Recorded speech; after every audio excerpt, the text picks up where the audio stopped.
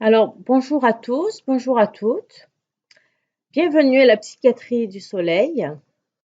Je suis mademoiselle Gianninazzi Caroline, médiatrice de santé père et présidente de l'association EsperPro, une association composée de médiateurs de santé et de futurs médiateurs de santé.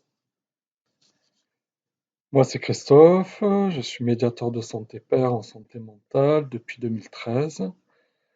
J'ai travaillé sur l'équipe Un chez soi d'abord, et là, depuis quelques mois, je suis sur la plateforme territoriale Père Ressources, PACA, et j'ai la chance de pouvoir participer au groupe d'entendeurs de voix, Un sens pour des sens, avec Caroline, euh, depuis un certain nombre d'années. Ouais. Oui. Donc, c'est un groupe sur les voix, mais pas que. C'est un groupe qui réunit, qui rapproche des personnes qui ont des phénomènes de voix, mais pas que. Il y a aussi des phénomènes visuels, tactiles, odorantes. Et donc, ce sont des personnes qui ont un point commun, c'est d'avoir des hallucinations et un phénomène d'hallucination auditive. Donc, moi-même et Christophe, nous sommes entendeurs de voix et nous avons créé ce groupe pour réunir d'autres personnes qui ont ce phénomène-là. Pourquoi? Parce que c'est un groupe de parole, d'échange et de partage.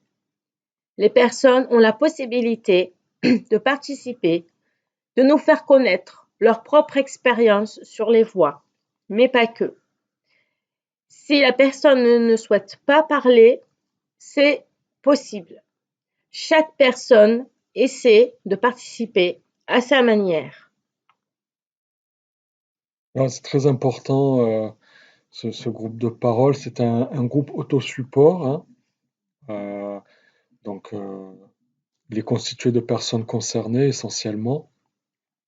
Il peut arriver que des personnes non concernées puissent venir au groupe, mais c'est sous l'avis, la réserve justement de l'opinion du groupe, de ses choix, quoi. Euh, Ce qui est important aussi, c'est que ce groupe, en fait, il s'inscrit dans tout un mouvement international. Bon, pour la petite histoire, en fait, les groupes d'entendeurs de voix, ça vient d'Hollande. Oui. En fait, c'est Marius Ram, un psychiatre, qui lui, était intéressé par tout ce qui était entente de voix. Et il a réuni donc les personnes qui entendaient des voix euh, en faisant une annonce sur un journal de venir tel lieu, tel jour, à telle date. Et en fait, il a été très étonné de voir que beaucoup de personnes n'avaient pas forcément connu la psychiatrie et vivaient avec le phénomène d'entente de voix sans avoir de traitement, sans avoir été diagnostiqué, sans tout un tas de choses.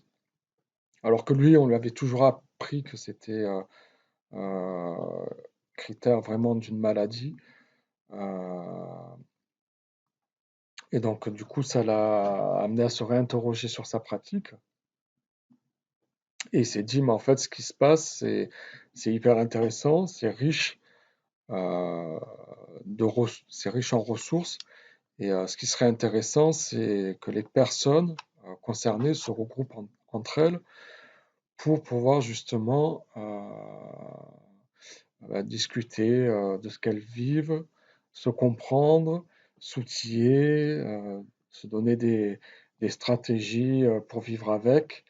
Et, euh, et voilà, et ça a donné ce mouvement qui est Intervoice et qui se décline dans le monde entier maintenant. Et en France, c'est le réseau Entendeurs de Voix de France, dont on est adhérent avec Caroline. Et, Et du coup, en fait, le but de cette association, c'est de développer des groupes d'entendants de voix euh, au sein de la métropole. Euh, et il y a élargissement, comme vous disait Caroline, depuis un certain temps, pas qu'aux hallucinations auditives, mais à tout autre type d'hallucination et idées non partagées. Alors, c'est un groupe donc autosupport, comme vous l'a dit Christophe, c'est-à-dire que on va utiliser ce qu'on appelle la philosophie du rétablissement. On part du principe que le fait d'accepter ces voix, le fait de comprendre ces voix et de donner un sens aux voix nous permet de mieux contrôler, de mieux maîtriser ce qu'on peut entendre. Il y a des personnes qui discutent avec leur voix. Il y a des personnes qui aiment entendre leur voix. Donc, ces personnes-là, on n'est pas obligé de leur dire il faut que ça disparaisse. Non, il y a des gens qui vivent avec, il y a des gens qui parlent à leur voix. Donc, il faut donner un sens à nos voix. Il faut que ça soit significatif. Bien sûr, les voix peuvent être menaçantes, dangereuses, donner des ordres, mais on peut toujours être outillé et proposer des stratégies pour ces voix qui sont un peu dérangeantes. Avec Caroline, en fait, on a été formé à l'animation des groupes et en fait, ça se fait en plusieurs étapes. La première étape, c'est vraiment l'acceptation des voix sans étiquetage. C'est-à-dire que vraiment, on prend le phénomène tel qu'il est. La deuxième étape serait plus ben, les stratégies. Qu'est-ce qu'on fait pour vivre avec? Et la troisième étape, c'est on met du sens après sur ces voix. Généralement, elles nous racontent des choses qui sont de l'ordre de notre histoire, de notre culture, de plein de choses.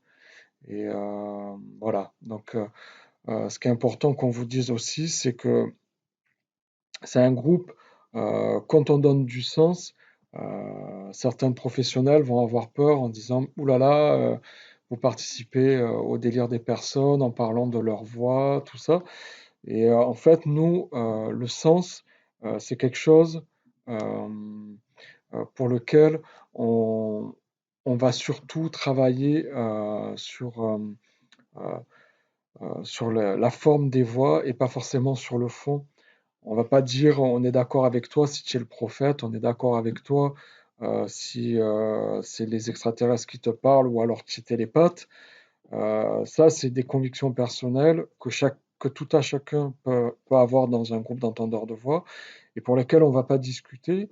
Et parce qu'en fait, il y a une règle dans le groupe, c'est respecter tout simplement les croyances de chacun et de ne pas convaincre. Mais par contre, nous, on va appuyer sur combien de voix tu as par jour. Est-ce que c'est plus le matin, l'après-midi, le soir? Est-ce qu'elles sont gentilles? Est-ce qu'elles sont méchantes? Est-ce qu'elles arrivent plus à un contexte précis? Voilà. Donc, il faut savoir qu'un groupe d'entendeurs de voix, ça se fait quand même dans un cadre. euh, et, euh, et on est très rigoureux avec ça, Hmm. avec Caroline. Voilà. Donner du sens, c'est pas participer au délire, bien évidemment, de la personne, mais c'est co-construire ensemble sur ce qui fait sens personnellement. Hein. Moi, je sais que particulièrement, j'ai entendu certaines voix qui avaient certaines thématiques et qui pouvaient être complètement reliées à mon histoire personnelle, à des événements. Euh, Parce qu'on sait que environ trois quarts des entendeurs de voix ont une expérience traumatique dans leur vie. Et généralement, pouvoir remettre du sens par rapport à son histoire, par rapport à sa culture, par rapport à un tas de choses, c'est très important. Euh, et c'est pas laisser les voix comme ça de côté et se dire qu'elles sont, juste néfastes ou bénéfiques. Euh, voilà. Donc, donc, comme vous l'a dit Christophe, nous sommes dans le non-jugement et la neutralité par rapport à ce que certaines personnes vont pouvoir nous dire et divulguer. Chaque personne a sa propre expérience, donc nous la respectons, nous entendons la parole et le discours de la personne, on en prend compte et on essaie de trouver des moyens pour que justement les problématiques des voix diminuent ou des outils qui soient complémentaires avec le traitement médicamenteux et essayer de trouver d'autres alternatives concernant le fait d'entendre des voix. Autre chose, nous ne parlons pas de parcours psychiatrique, nous ne parlons pas de maladie mentale, nous ne parlons pas d'hallucination. Tous ces mots-là sont très médicaux et sont très stigmatisants pour la personne.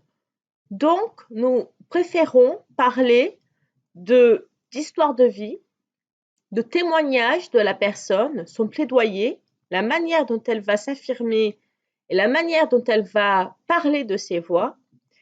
C'est aussi une expérience humaine.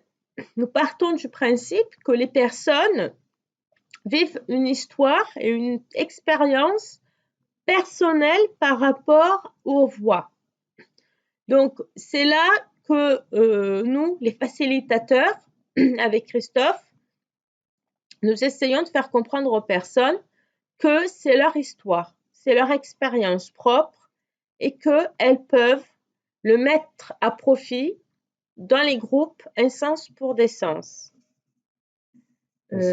Oui, c'est très important parce que on, on a mis un peu des règles comme ça, même si on n'aime pas trop forcément les règles, mais euh, là c'était utile, hein, comme disait Caro, c'est le langage, il se veut le plus courant possible, langage simple, parce que les termes médicaux, au-delà d'être des fois stigmatisants, euh, en fait, enferment la personne sur des symptômes, des maladies, et ne permet pas de voir la personne en tant qu'individu. Ça aurait tendance à déshumaniser les personnes, ce qui est tout à fait contre-productif dans un groupe d'entendeurs de voix. Après, on part du principe que l'entente de voix, c'est pas que le signe d'une maladie, mais c'est une expérience de vie qui peut avoir du sens et qui peut ne pas en avoir aussi, parce que des fois, les voix nous racontent n'importe quoi, mais des fois, elles nous racontent des choses qui ont du sens. Et quand il y a du sens, autant l'expliquer et autant travailler là-dessus. Et puis, tout ça, c'est quand même la bienveillance qu'on veut avoir envers nos pairs et, euh, et se dire que euh, on peut vous outiller, on peut s'outiller ensemble pour vivre avec, en fait. Et euh, souvent, les personnes, quand elles arrivent dans le groupe, elles aimeraient ne plus entendre de voix. Et, euh, et nous, on leur explique souvent que c'est pas forcément ce qu'on fait, nous, c'est plutôt c'est du vivre avec, quoi. Même si des fois c'est très difficile et on le comprend, on est passé par là avec Caroline, d'entendre des voix négatives, menaçantes, insultantes. Euh, euh, le fait de se dire que d'autres personnes vivent les mêmes choses, ont vécu les mêmes choses, et qu'elles ont trouvé des moyens pour vivre avec et prendre de la distance, c'est très très important, quoi. Voilà, donc, et surtout, le plus important, c'est que ces personnes ne restent pas seules face à ça, qu'elles ne s'isolent pas, puisque les personnes qui ont des phénomènes de voix ont tendance à s'isoler, s'isoler de l'extérieur. Donc, il s'agit aussi là, pour la personne, de sortir de chez elle, de sortir de cet isolement, justement pour rencontrer d'autres personnes qui vivent le même phénomène et qu'elle comprenne qu'elle n'est pas seule face à ça, qu'il y a d'autres personnes aussi qui sont concernées par le problème. Voilà. Voilà, donc c'est un groupe dont la fréquence est de tous les 15 jours. Le groupe donc se se réunit tous les 15 jours. Le, ouais, le premier et troisième jeudi de chaque mois. Voilà. Donc, nous vous attendons avec impatience, si cela vous intéresse. Et d'ailleurs, je crois qu'il y aura nos coordonnées après la vidéo pour que vous puissiez nous contacter si vous êtes intéressé à participer au groupe Un Sens pour des Sens. On vous souhaite une belle journée. À très bientôt. Merci pour votre écoute. Bonne journée. Merci. Bonne journée.